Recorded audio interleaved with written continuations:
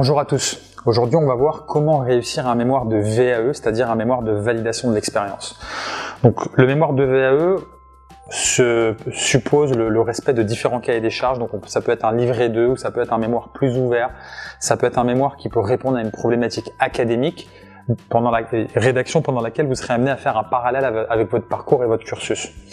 Donc, quand vous rédigez un mémoire Café Ruiz, ce que je vous recommande, et ce qu'on a pu voir sur les différents mémoires Café Ruiz qu'on a traités et qu'on a permis de valider, c'est de garder à l'esprit le fait qu'il faut prouver votre capacité à obtenir ce diplôme et à faire un lien entre, d'un côté, le diplôme que vous préparez, qui suppose l'acquisition de certaines compétences, et le parcours que vous avez eu, qui vous a permis sur le terrain d'obtenir des compétences similaires ou les compétences qui sont requises par la formation. Donc il faut vraiment veiller à garder à l'esprit de garder ce lien entre votre parcours et le diplôme visé. Donc c'est ce qu'on va chercher à démontrer au sein du mémoire.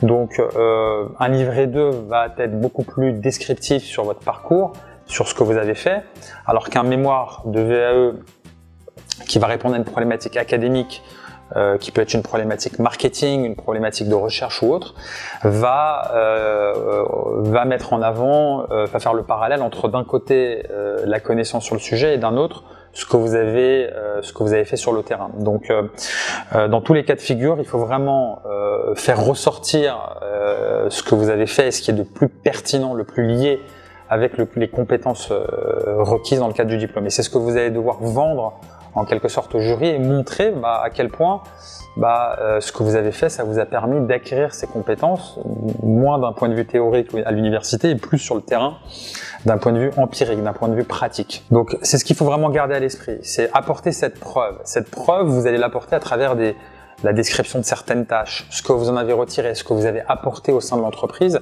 la valeur que vous avez apportée au sein de l'entreprise et que vous avez acquis sur le terrain dans le cadre de l'exercice de vos fonctions.